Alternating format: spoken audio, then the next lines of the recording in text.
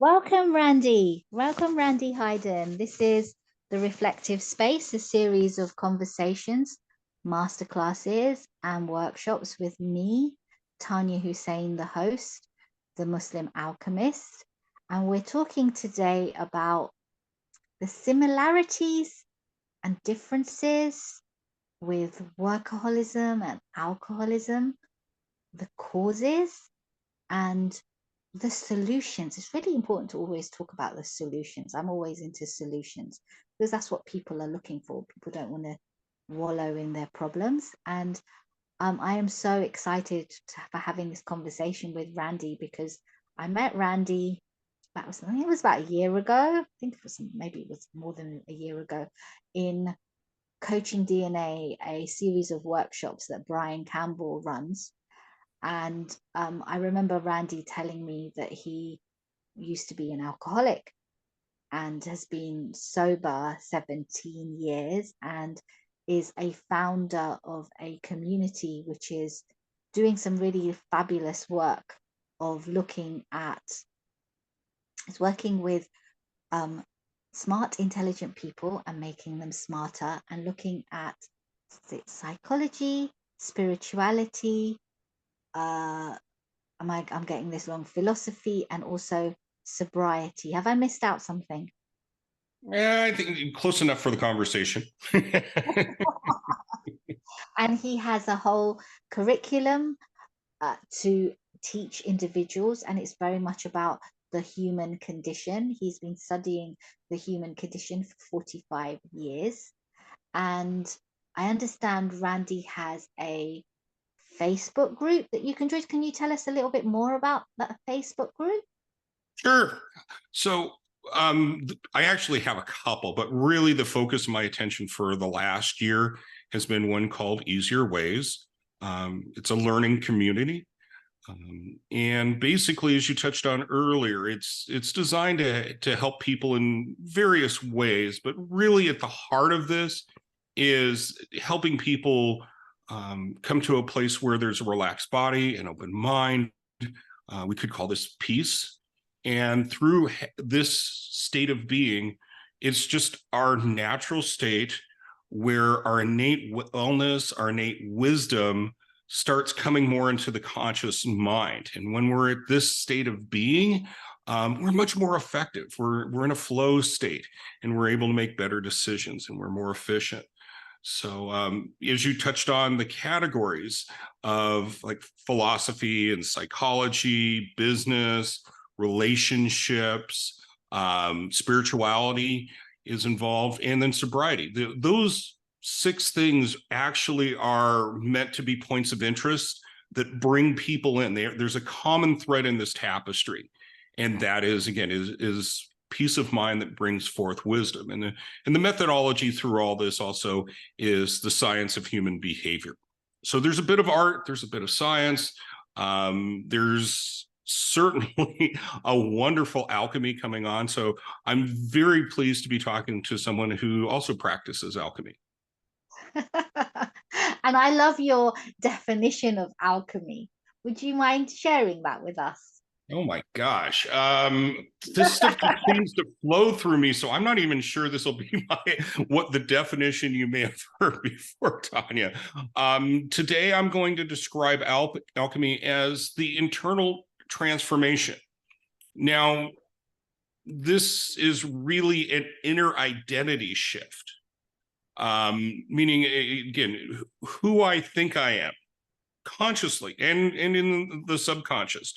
My identity, who I am, my worldview will transition and it will transform. So this is very often in recovery world talking about being recovered. Okay. I don't, and you mentioned being an alcoholic in past tense. Yeah. If I haven't picked up a drink in 17 years, alcohol is not a problem. Okay. It's just not, you know. How I see myself and how I see the world around. If alcoholism is a disease, then what I'm going to describe next is the disease of perception.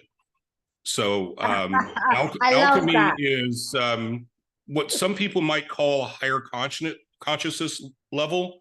So at that lower state of being, that the state of understanding that is much more intertwined with things like fear and defensiveness and such, as you start releasing those thoughts and the accompanying feelings, there again, it's just a very natural thing. It's almost like you've been holding on to a weight underneath water. And as you let it go, you just naturally, your buoyancy brings you up to the top. Well, in regards to the formless, which is so hard to describe, you have to really experience this to have a comprehension. But as we start letting go, and in my definition of letting go is making less important, doesn't mean these thoughts and feelings are not important. They're just not as important. And as this importance level is diminishing, there are other things that seem to transpire, again, transform the alchemy of turning into a different person, my state of being, my identity, who I see myself as, how I see the world has changed. So that's my definition. Wow, I love that definition. And what's really interesting, there's a synchronicity here because I, since I became an entrepreneur and started my business, I found out I'm a very powerful healer. And I didn't know this. I didn't know I had these gifts. I always knew, yes, I can counsel and I'm a very good social worker and I'm very good at talking therapy, but I didn't know that I was an energy healer, but subsequently I have. And I've, within all of us, we have those 4 elements of fire, water, earth, and air. And this was something I was just like reflecting on about water being very much about ourself. And within Muslim tradition, you have different stages of the self. And it just kind of was reflecting. I realized, oh, the story of Noah is about in my spiritual tradition, the Chishti tradition, Noah is to do with the self. And Noah, in the biblical and the Quranic story, there was the flood and there's all water, right? And, he has to then navigate those stormy waters with his, all these animals and insects and whatever, and birds and in this ark. And when you become very fixed in your identity, that is when stagnation happens. And if we don't allow our identity to flow and to be fluid and to grow and to kind of ebb and flow like water does, then either we become very stagnant and then that can be kind of, it's just very smelly and toxic, like alcoholism and workaholism can be. But when we allow it to flow and we then evolve, that is just so, when you see somebody, like they don't have a fixed identity, that identity isn't just to do with whatever work or being a mom or being a dad, or it's just much more than that. To be in the presence of somebody that has such a flowing identity, I have found, I feel like I want to be around that kind of person. Am I making any sense? Have I gone completely off tangent? Oh yeah, I relate to that as well. I'm attracted to them. My suspicion is that this is, the outward demonstration of the inner transformation. So previous in my life, people of that nature, I felt less than, intimidated. My insecurities were very present around people who could carry themselves in a way that I just was unable to at that time. Now, quite naturally, you and I, again, we're just becoming friends, developing a relationship. It's kind of a water seeks, my friend calls it water seeks its own level. Continuing on with that. But I love how you're describing this, because that can help me as I'm discussing this ebook. I didn't share this before the show, but I'll be releasing very shortly a free ebook called Free Thinking.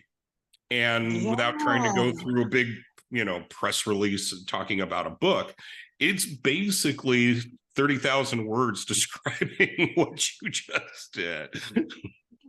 Wow. And this is something that, unfortunately in the online space, and you got to market yourself and people try to like put you in a box. And, I'm like, it's like I could kind of just, rebrand myself and say I'm a healer, and, and it then becomes like, I think sometimes in the online space, and especially in the coaching and consulting industry, it's like people trying to put you in a box.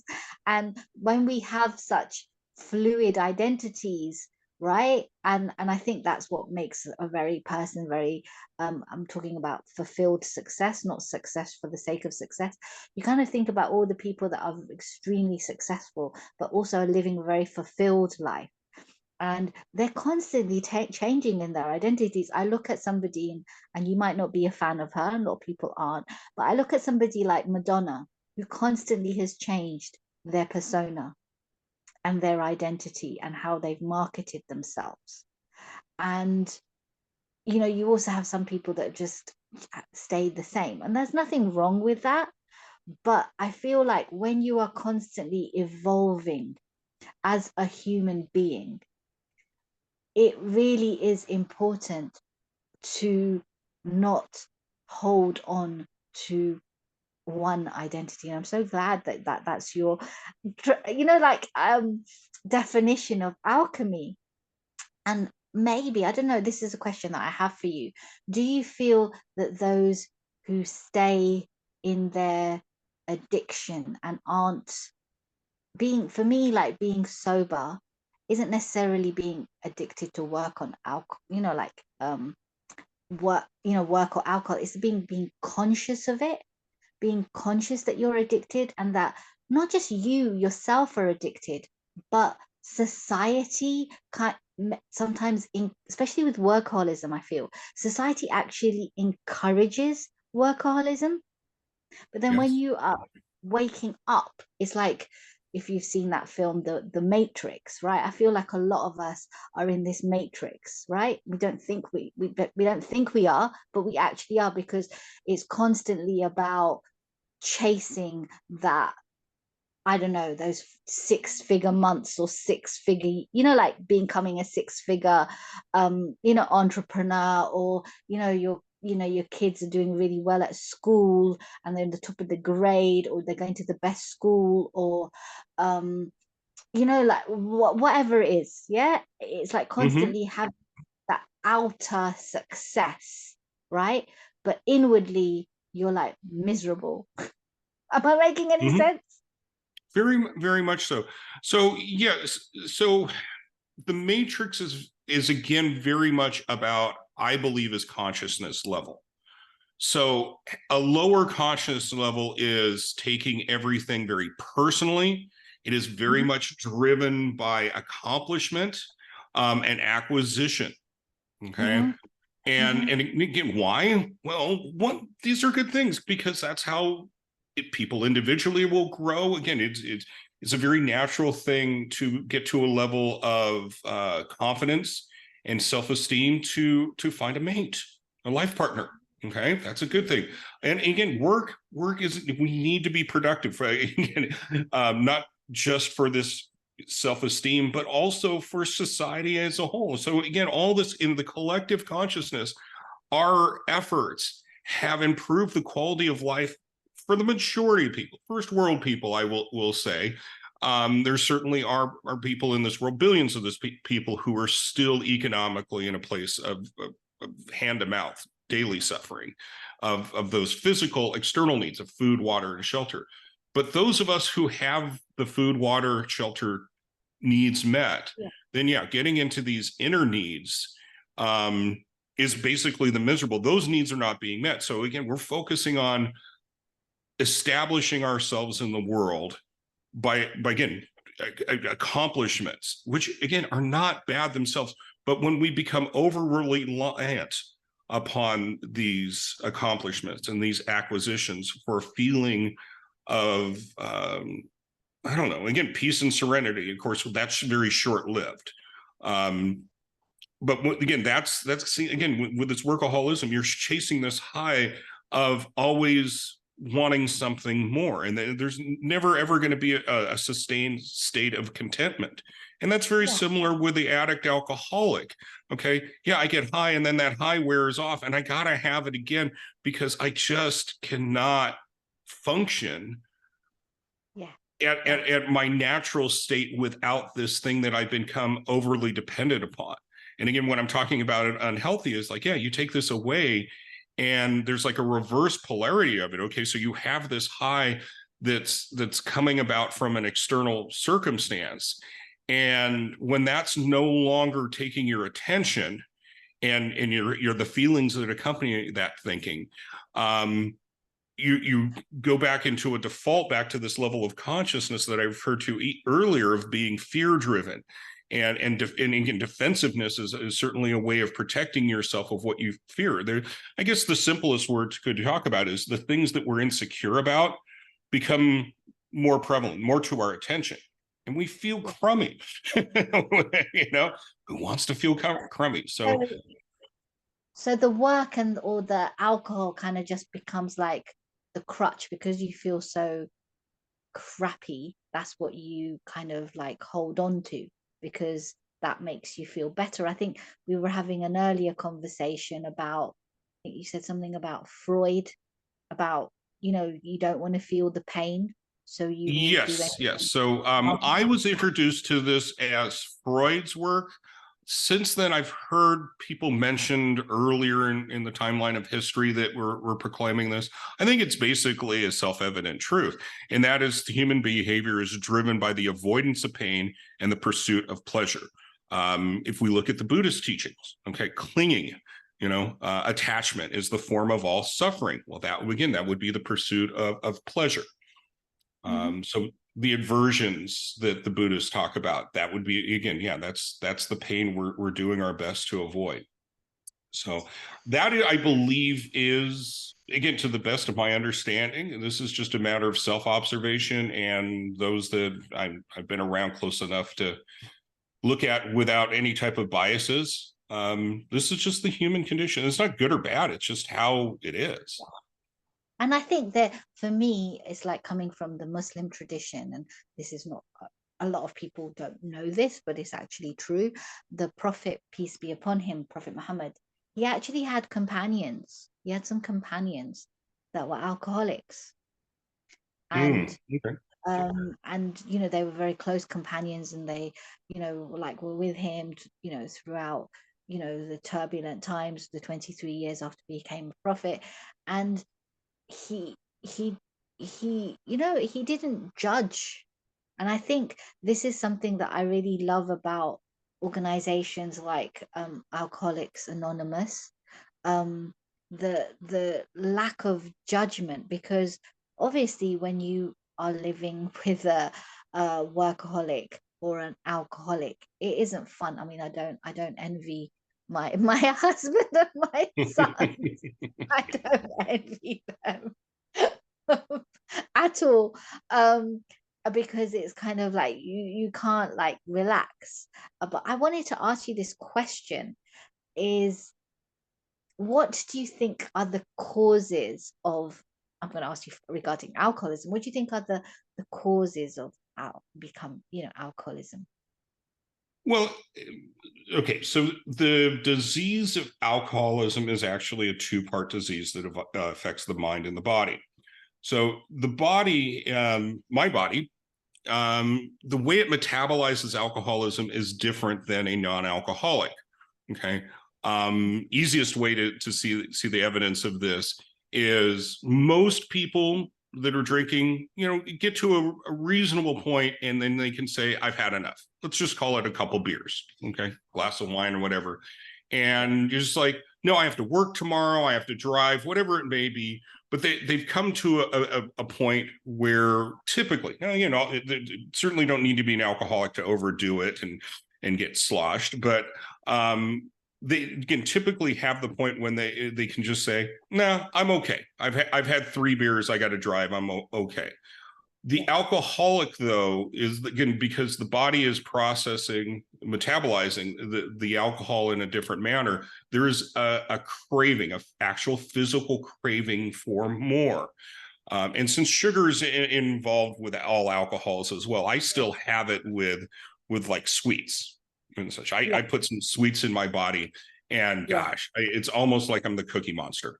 Okay. Yeah. Wow. One brownie, and next thing you know, I've eaten 4 or 5 and stuff because my body is craving more and more. So that's the physical manifestation of this. Again, your body is now, and of course, we all know when we start drinking, we start losing our disciplines and such. We get a little more, I don't know, free will. Hey, what the hey, I had a few drinks in me. Let me do something fun and crazy, and that I wouldn't do if I hadn't been drinking. Well, again, when you get a few drinks in you, for an alcoholic, and you've lost the ability to control your drinking. So that's the first symptom, and that's typically the most obvious. Where it gets to be problematically, though, is it's like, well, first thing you could say is the solution is, well, then you just don't drink. Don't have that first drink. Where it becomes a big challenge is, that you think that willpower should be sufficient, but it's not, because there's the obsession of the mind. This is the second part of the alcoholism. And an obsession is just a dominant thought. And what are we having a dominant thought over? Drinking. Because as I mentioned earlier, again, this has been the source of relief that we have found at some point in our life, that we avoid the pain and pursue the pleasure. Now, does that always mean that people drink when they're feeling low and all this kind of stuff? No. Very often people will drink just to make a good time better. Okay. And that, to some degree, that's habitual, but also there is in the unconscious mind that no matter how good things are, it's not good enough. And that kind of comes back to take 2 steps behind that. And it's, I am not good enough. Okay. The feelings of the insecurities that I am incapable, I am unacceptable, the abandonment wound and such. These are commonality. This is kind of going deeper in my explanation here and stuff. But again, I've observed in myself, and I've worked with a lot of guys, so many I couldn't tell you the number. But every time as they're sharing their story, it's come up predominantly. And as I've researched it from people like Jung and Freud, the abandonment wound, the feelings of that we don't belong. And you often that is involves the shame. I'm not good enough, for what, and how we're defining good as good, individual. I'm not good enough. This is something that I thought, like, there's a similarity with alcoholism and workaholism. And this is something I kind of just recently realized, because with work, when you're working and you're doing really well and you're really productive, and you kind of, I don't know, do really well in a project, whatever it is, it's kind of, you're creating something as an entrepreneur. Or with me in like social work, I've done really well with a young person, and I kind of turned their lives around, and they've left crime and they're now law abiding. I mean, there's an adrenaline rush there. And workaholics are actually physically addicted to the adrenaline that they produce. So within all of us, we have 3 different modes. We have drive mode, we have soothe mode, and we have threat mode, right? And a lot of us, when we're in drive mode, that's fine. Sometimes we do need to drive because we need to eat, we need to sleep, we need to, whatever. We do need drive mode.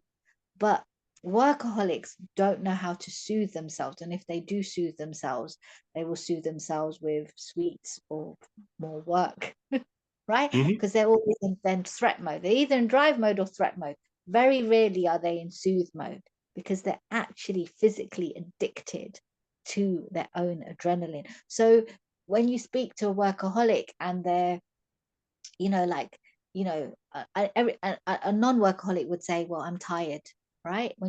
Or you're a recovered workaholic, you say, I'm tired, I need to rest. A workaholic will say, oh no, I'm lazy. I'm actually being really lazy, and I haven't done A, B, and C. And I wanted to ask you this because it sounds really so similar. This feeling, though, of not being good enough, you're actually saying is the human condition, not feeling good enough. But would you say with the alcoholics that you've worked with, or in your own experience with the work that you do, is that because they don't feel good enough because of family experiences? Or is it, this is my question, is it the human condition? Well, yes and yes. So again, if we have to understand, if not good enough, well, we have to have some type of mental concept of what good enough is. Thomas Keating, I read his book called The Human Experience, and this is the foundation what I'm going to share here, is that we have these idealized visions, idealized self. So if we are powerful enough, okay, we can control situations, okay? If there is enough prestige, meaning could also be, again, either one person's attention and affection, appreciation, or a lot of little people that appreciate it and their affection, you know, fame and fortune is what I'm touching on these two here. You know, so you've got power, prestige. Oh, and then, yeah, when I say fortune and stuff is possessions, which again, money is, we have these mental concepts that if we have enough money, we have enough love, okay, if we have enough control, we're going to be safe. Okay. And that safety is again, is more of a mental construct.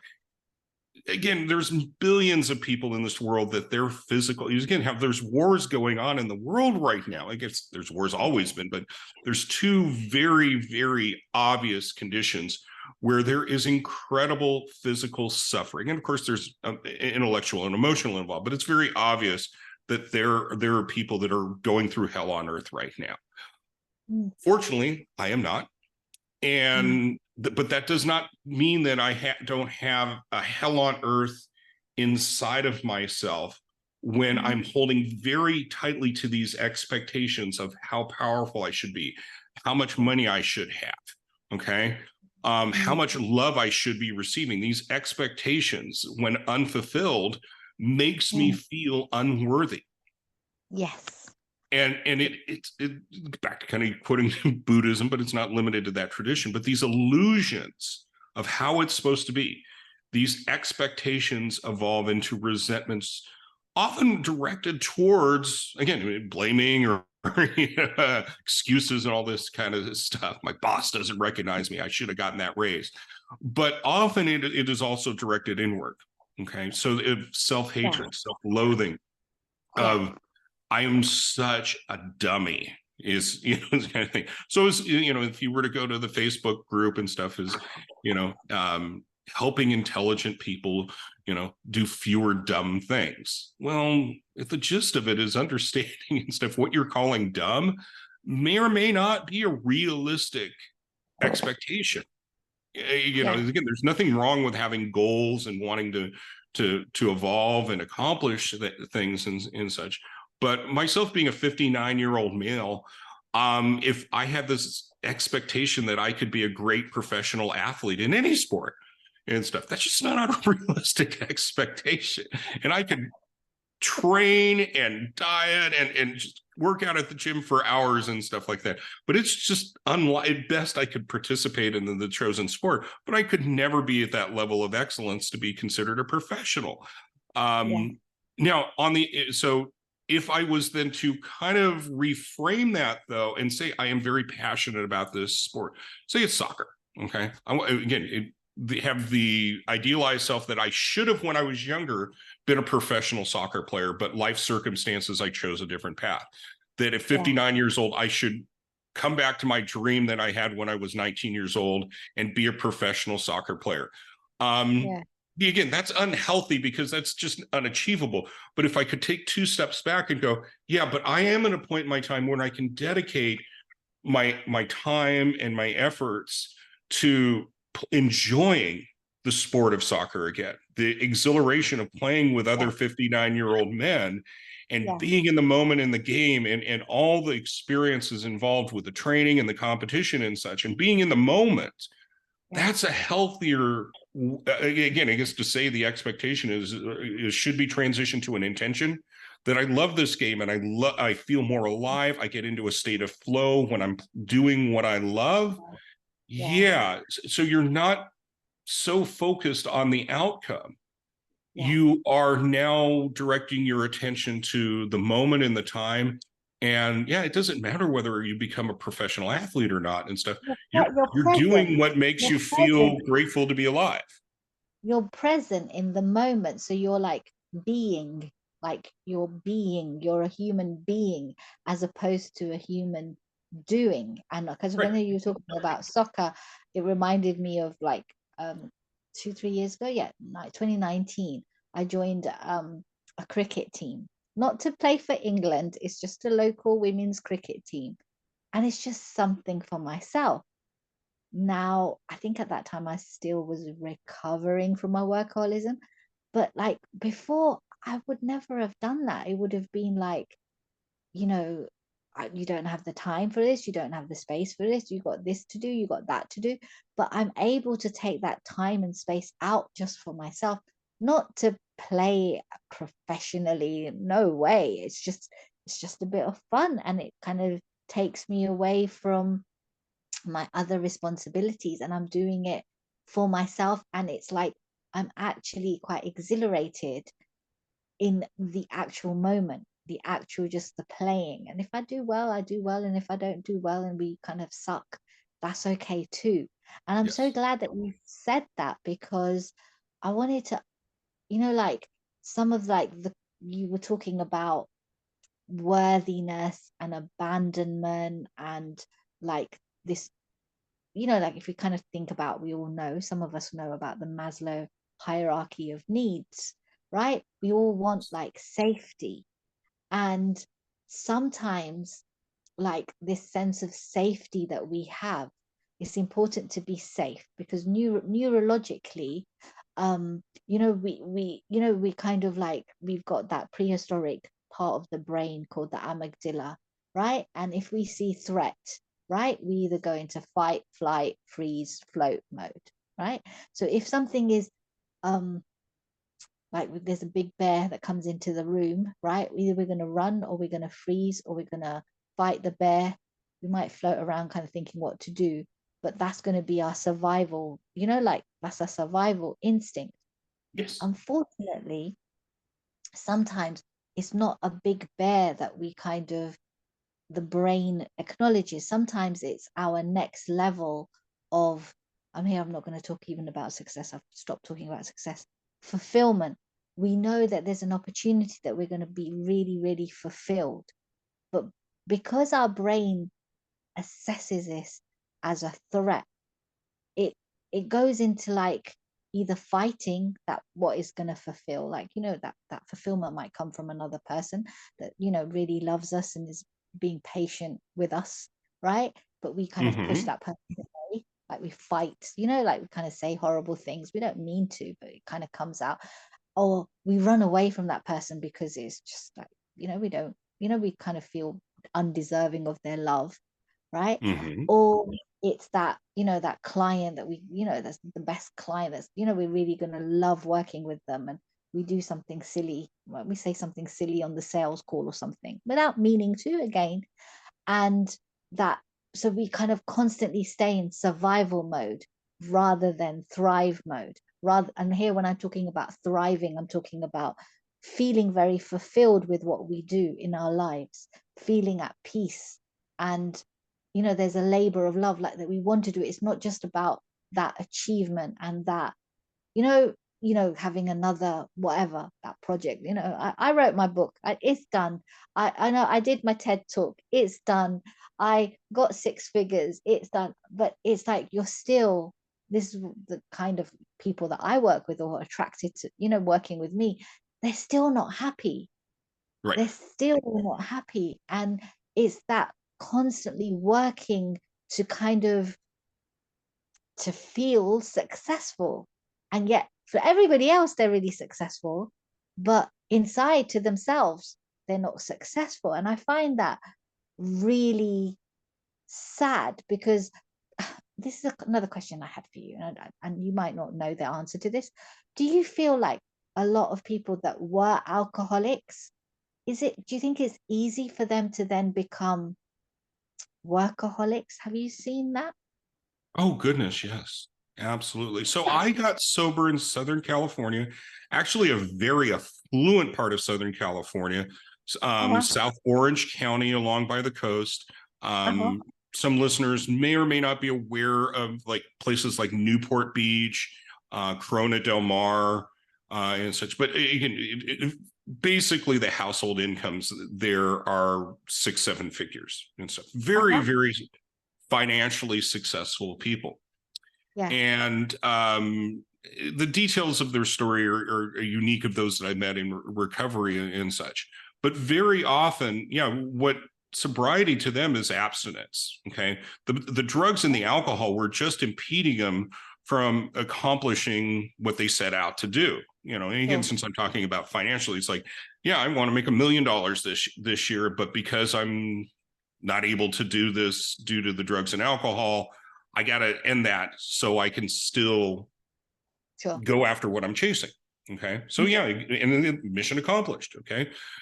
But I can say that there's been a good amount of people, some double-digit figure of people I've heard share in the meetings that relapsed because once they got back on track of where they wanted to when they were younger in life of making that $1 million a year. And again, I'm making up the number, but being very financially successful in their career and such, being a workaholic, they neglected their health, they don't neglected their relationships, spirituality and such. Basically, they were addicted to work is your type of thing here.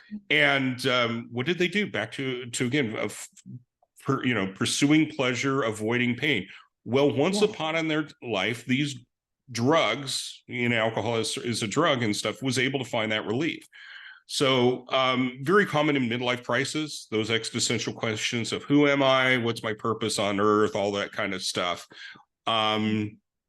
When you're still searching and for whatever reason, you're not able to tap into a deeper part of yourself to find some level of comfort and security and safety and such. And the money is not providing the same, the people, the attention, the power, again, you don't have the power, the prestige or the possessions fulfilling you, then your whole world is shattered. Your sense of self, your identity has just basically imploded on itself. Okay.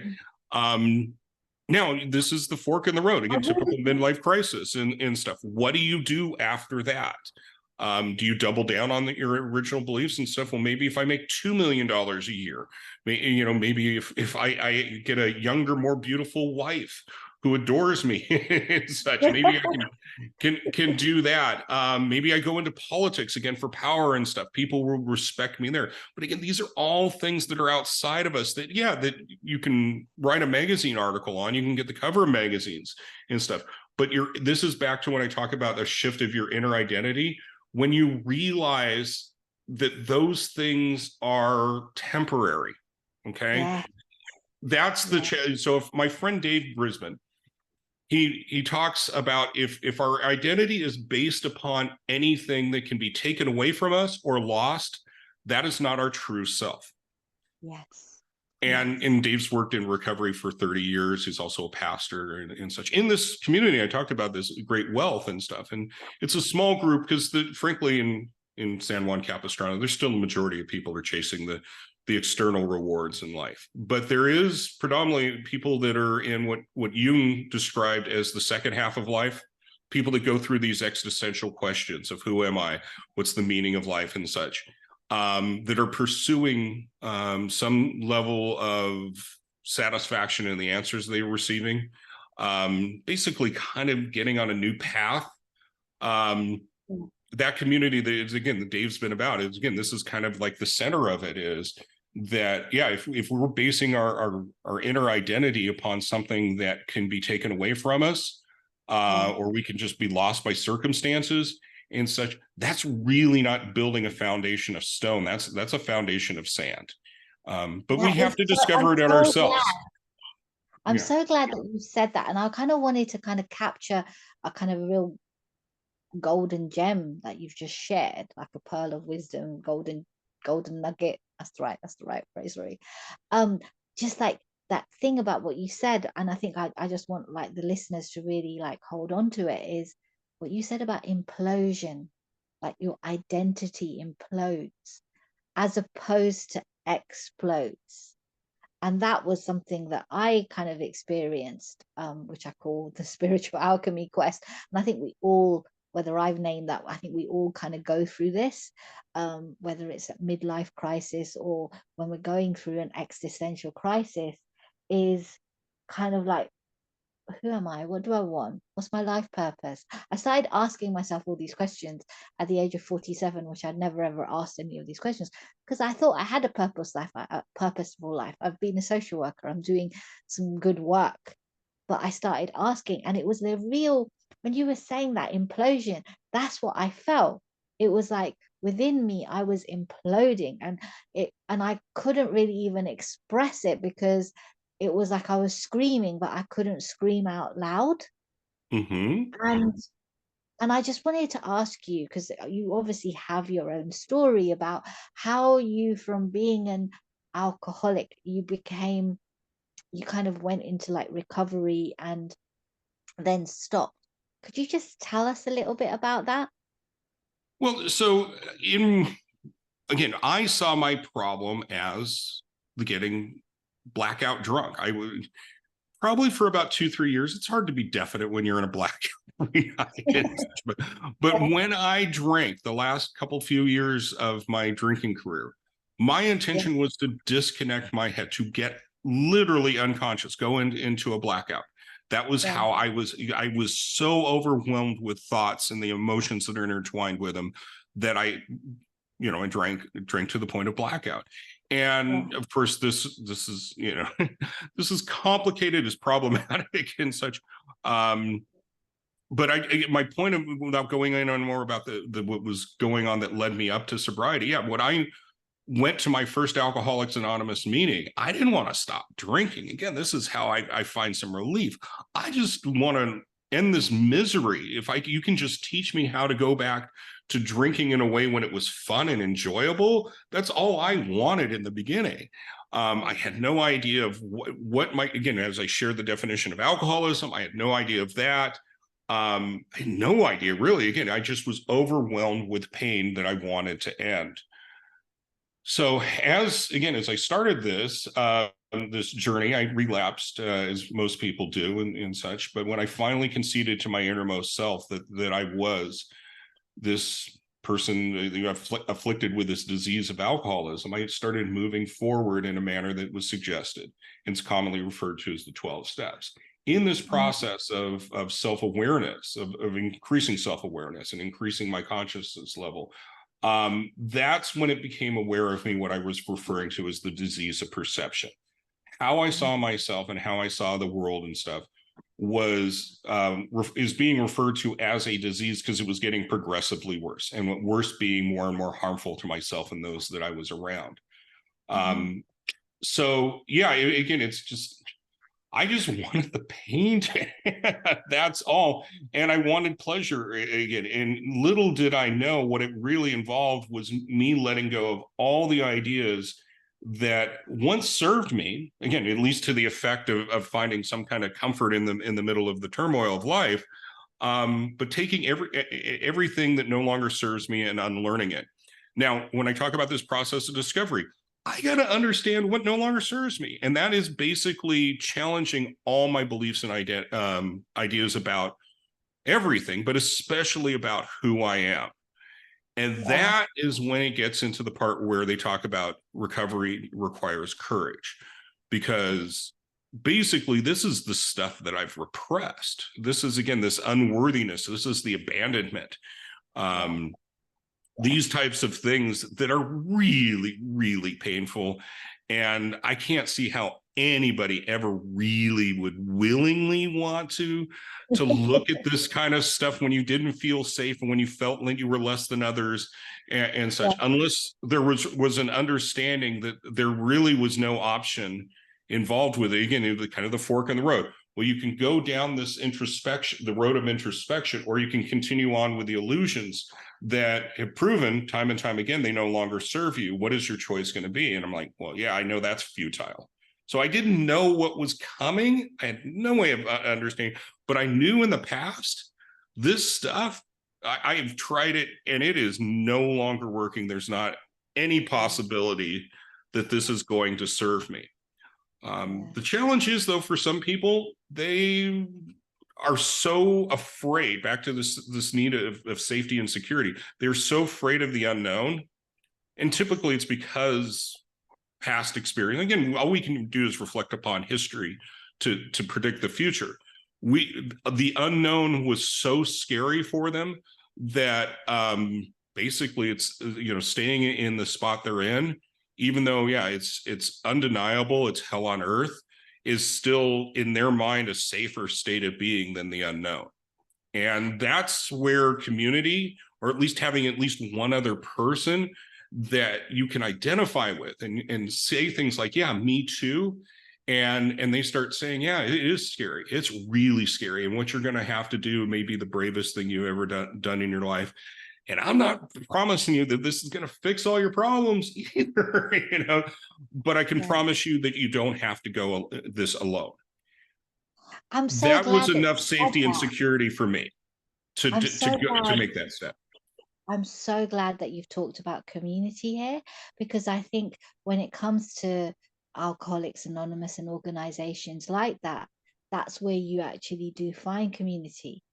And I'm really glad that you've talked about that, because I'm and I don't want to really go on a tangent, but that I also talk about personal development addiction, and there is such a thing. Very real, very real. And I feel like a lot of alcoholics, workaholics, and are like addicted with personal development. They actually become addicted, and they don't do what you did, Randy. They don't go what M. Scott Peck talks about, the road less traveled.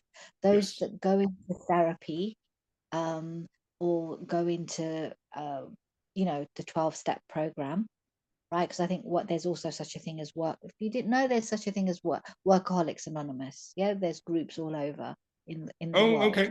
Yeah, it's not commonly known because, again, our society promotes that behavior.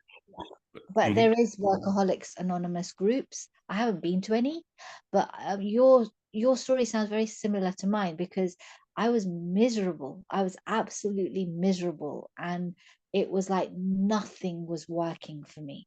Like, I felt miserable in my marriage, I felt miserable in my job, and it was like and I didn't know really what I was miserable about. And there was like a lot of blaming of my husband, a lot of like, being like, and literally it was my lifestyle. It was like I hadn't given anything to myself.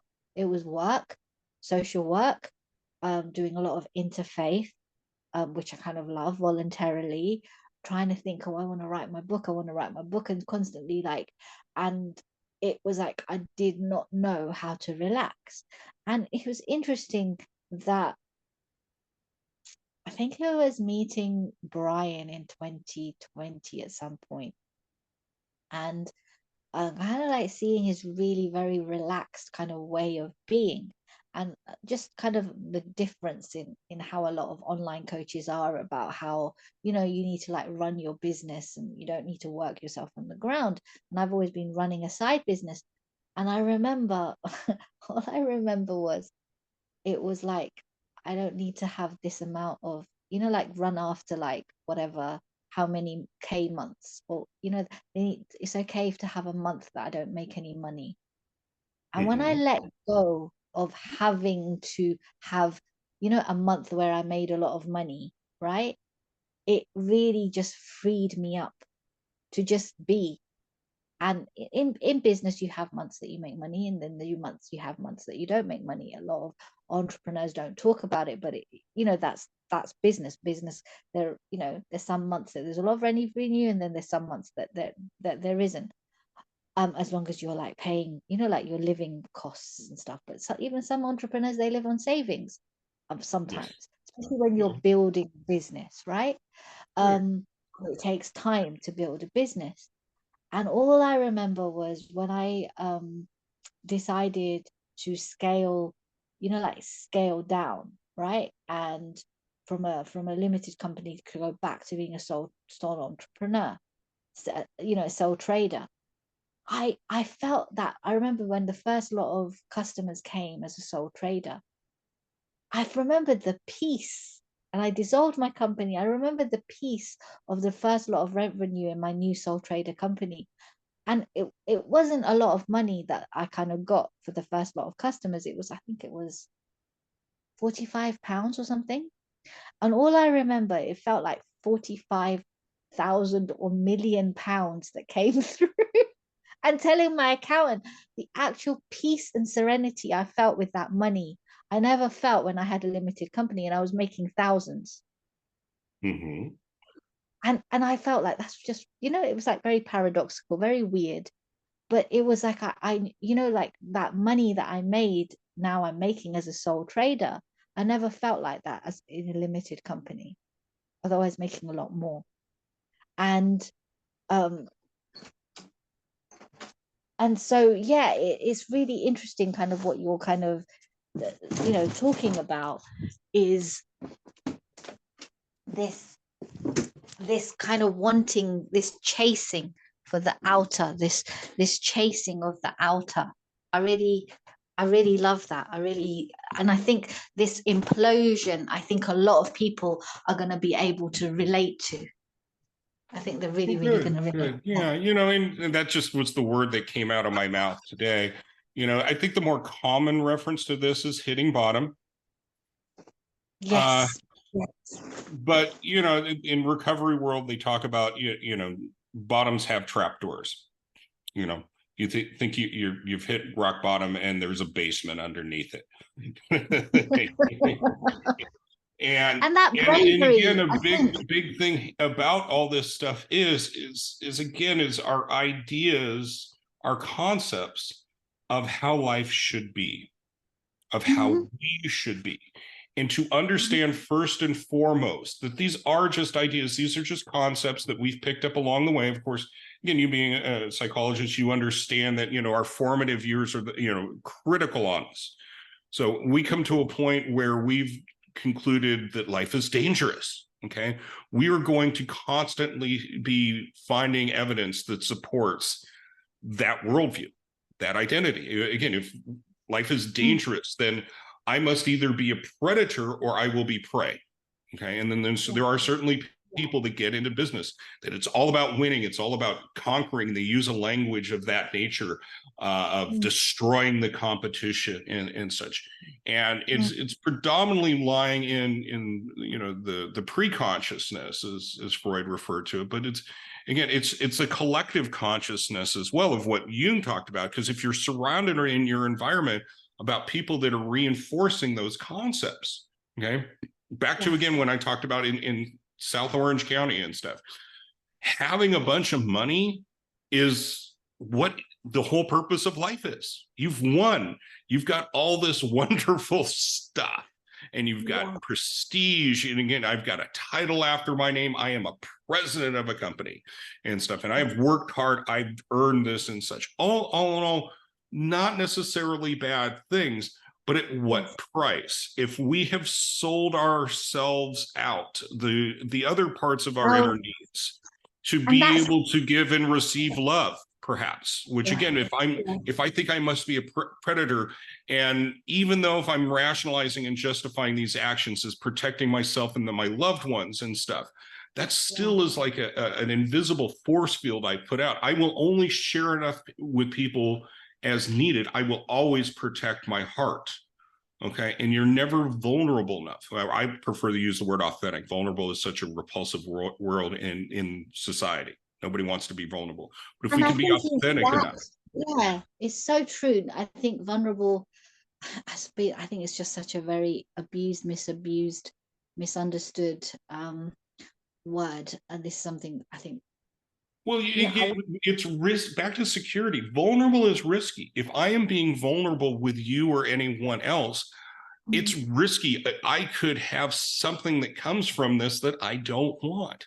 And as we talked about earlier about being judged, that's a very common fear. Again, because in our developmental years, we perceive judgments as things that made us less than others. At least in my life, again, the judgments, the criticisms that I received in an emotionally abusive household and such always made me feel less than. And I was, again, and I didn't realize until I noticed I was always trying to prove to myself and the world that I was smart and strong and successful.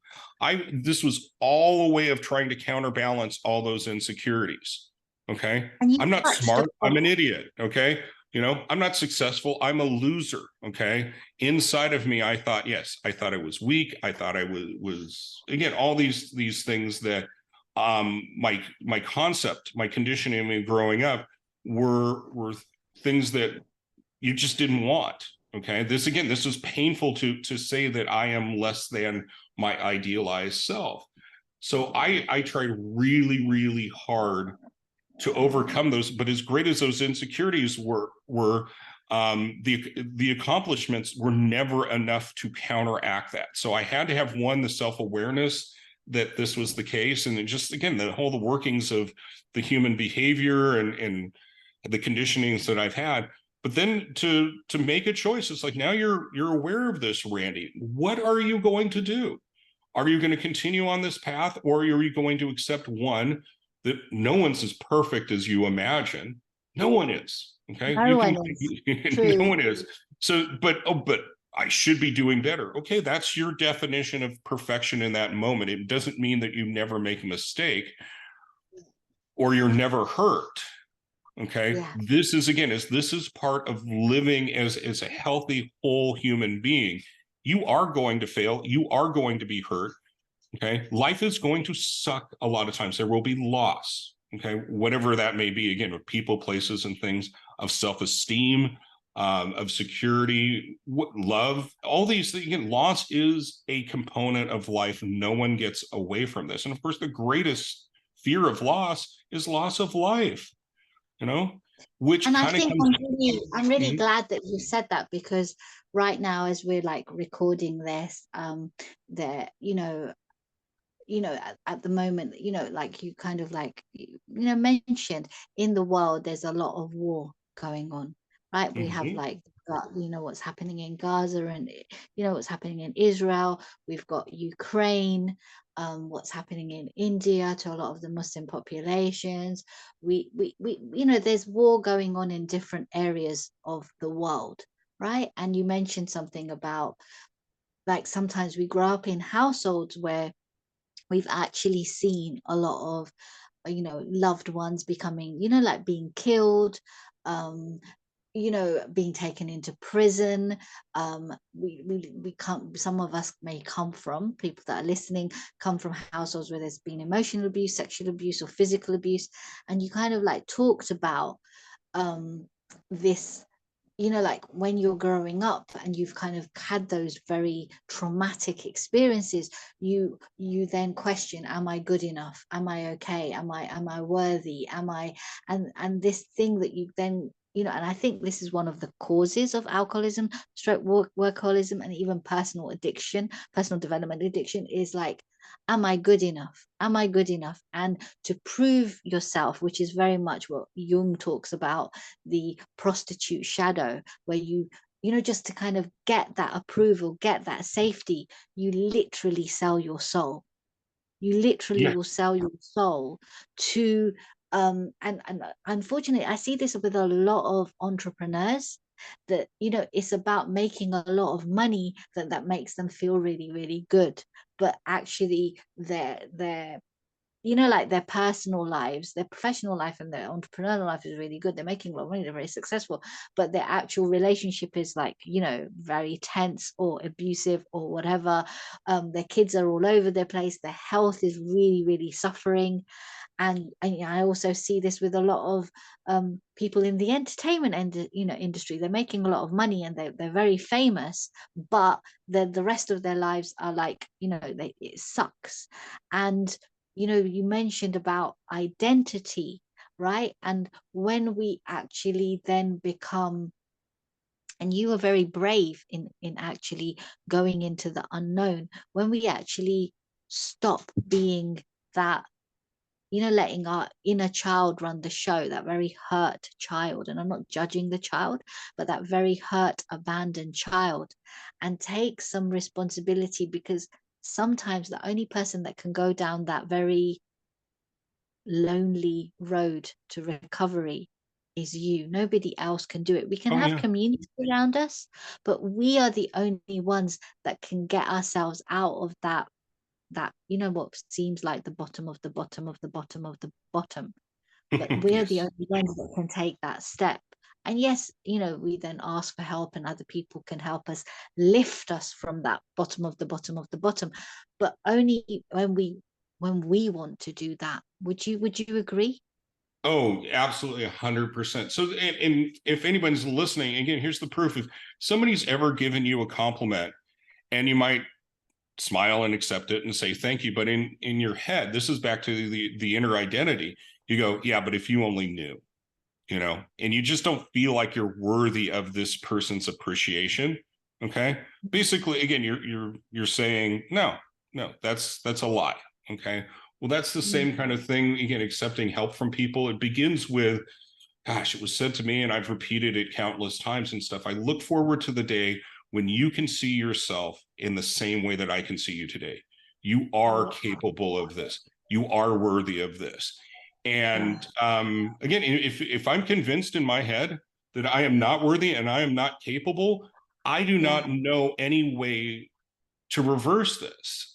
There is just something that's unexplainable, something very mysterious. It's referred to as your moment of clarity, when all of a sudden, of course, typically, the moment of clarity is that I'm in a hopeless situation.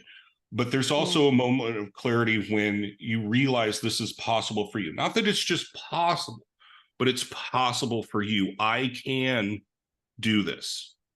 And then from there, it's coming again. It is courageous, but it's a recommitment every day of this journey. You've identified the problem, okay, and you can see the solution or the result of your solution.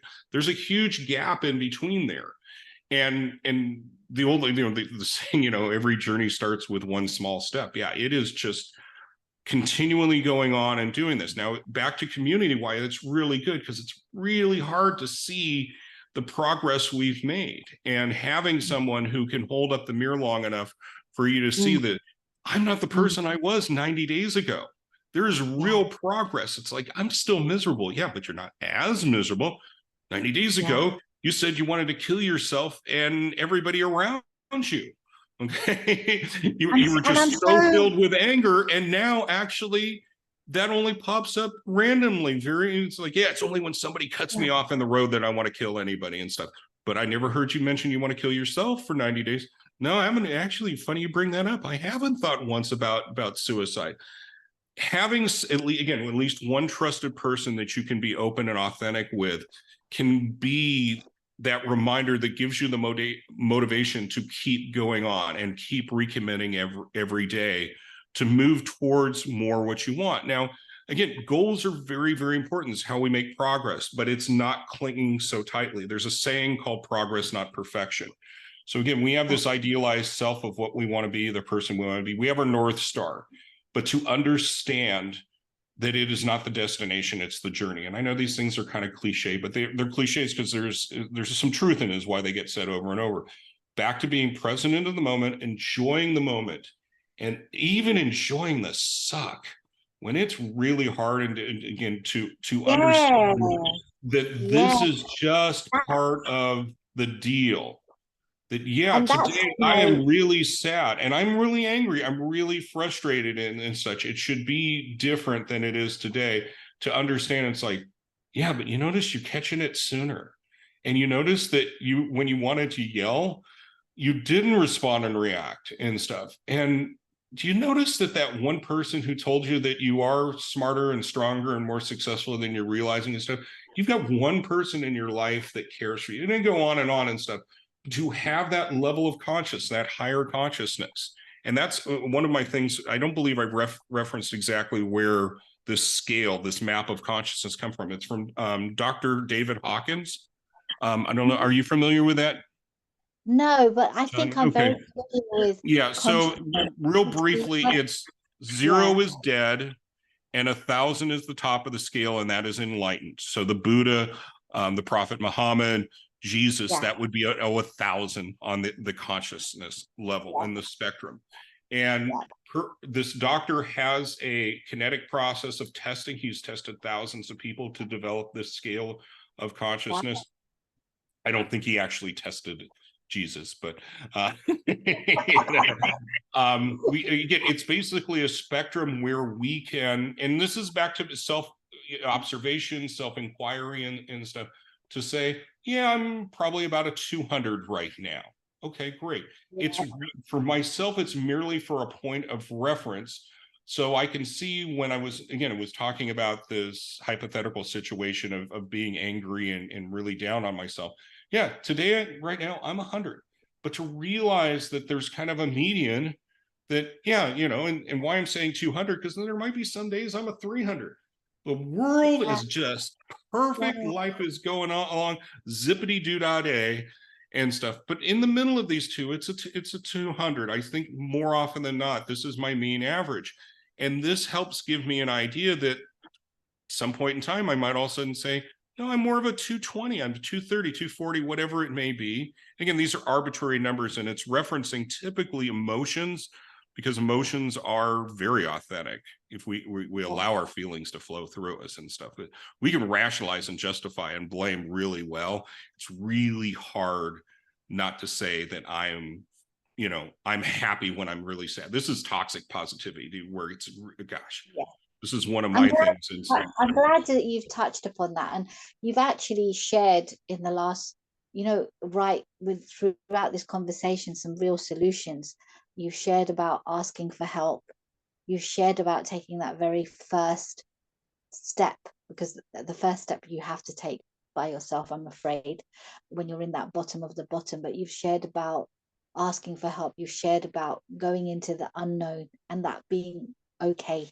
The unknown is the unknown, and we don't know. And so letting go, and the importance of community, having not just one person, not just having one therapist or one coach, but having friends and family, people that you trust around you, right? That can be there between sessions, for you, because there are people that really care.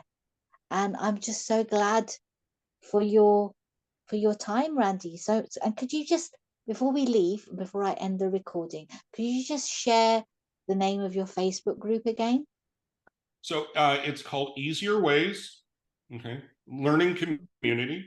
Okay. Mhm. That's the Facebook group. Easierways.org is where you can find the community that takes this all to the next level. Really getting into the things we've discussed here. For those who want to pursue a path, there are ways of developing. And again, this is launching and stuff, but this evolves. There'll be ways for people to determine their own strategies to get clarity on where they're at, where they want to go, and the steps involved. And There's also some that will be much more predetermined and defined, much like a 12-step program of the process. But the first step involved with this is basically the principle of honesty. So that'll be a focus in the beginning of this, is help people get honest. And of course, you can never be too honest. And that's what I'm getting at with this. That's what you'll find more so in the Facebook community, the free Facebook community. okay. Thank you so much for your time, Randy. I've really enjoyed this. I know you have as well. And thank you for listening. And you can find Randy Hayden. He's on Facebook. And thank you. Thank you so much. Thank you so much. You're welcome. This is just such a joy. I appreciate the invitation to spend time with you today.